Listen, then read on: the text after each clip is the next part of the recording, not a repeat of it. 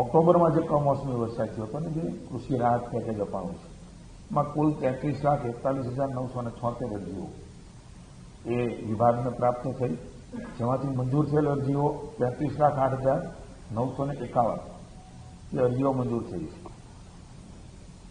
PFMS portal ઉપર upload થયેલી જે લાભાર્થી છે 32,65,866, 9,516.35 કરોડના ઓનલાઈન બિલો એ પણ થઈ ગયા છે.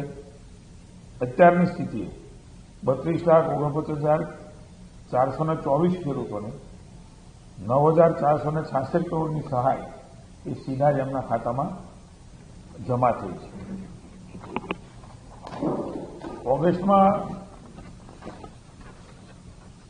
જે વરસાદ થયો હતો જૂનાગઢ, પંચમહાલ, કચ્છ, પાટણ, વાવ અને થરાદ, એમાં પણ જે અમને અરજીઓ મળી છે 2,28,376 અરજીઓ મળી છે. એમાંથી 2,26,406 અરજીઓ એ મંજૂર થઈ છે.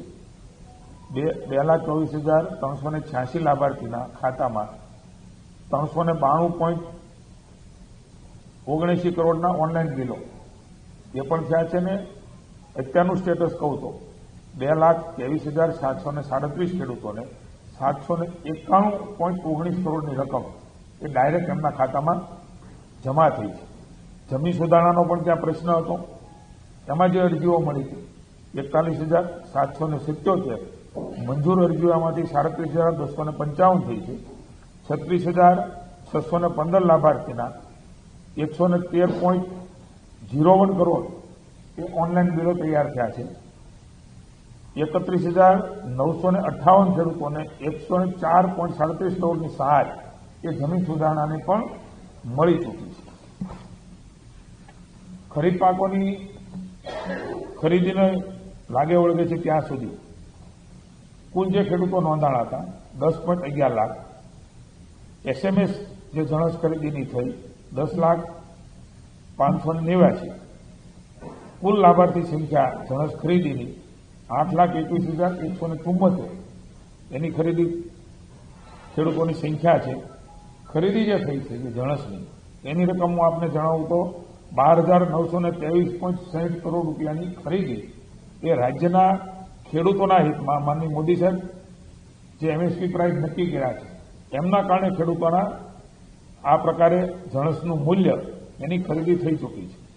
ખરીદી કરેલ જે જણસ છે 17,99,860.38 મેટ્રિક ટન, આટલી મોટી વિશાળ ખરીદી એ ખેડૂતોને કૃષિ પેકેજની સહાય પણ મળી છે.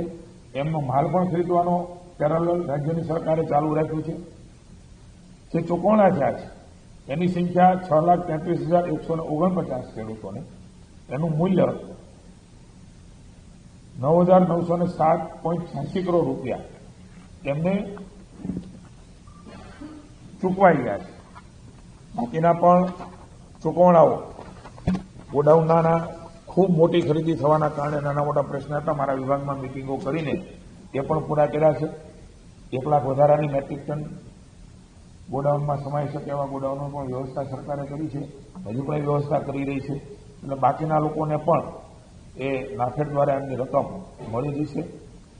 તુવેરના ટેકાના ભાવની ખરીદી પણ એ રાજ્યની સરકારે ભૂપેન્દ્રભાઈના નેતૃત્વમાં મોદી સાહેબની જે MSP પ્રાઇઝની યોજના છે અનુસંધાને શરૂ કરી દીધી છે. આમાંથી આજ દિન સુધી 1,27,645 ખેડૂતો એ નોંધણીનું કાર્ય શરૂ છે. એ નોંધણીનું કાર્ય નોંધાયા છે. ખાસ કરીને આ વખતે મારા વિભાગ દ્વારા નવા ઇનોવેટિવ પગલાઓ ટેકાના ભાવે ખરીદવા માટેના થયા છે. જે ખેડૂતને ખરીદી થતી હોય તેની ચકાસણી માટે સૌપ્રથમ આધાર ઇનેબલ્ડ બાયોમેટ્રિક ફેસ ઓથેન્ટિફિકેશન પ્રક્રિયા થકી જ ખરીદી કરવામાં આવી રહી છે. તે સૌપ્રથમ ગુજરાત રાજ્યમાં છે. ખેડૂતો માટે નોમિનીની સુવિધા પણ કરવામાં આવી છે. કોઈ ખેડૂત કોઈ કારણસર ઉપસ્થિત ન રહી શકે તો એમનો નોમિની ખેડૂત એ વેચાણ માટે ઉપસ્થિત રહી અને જણસનું વેચાણ કરી શકતા હોય છે.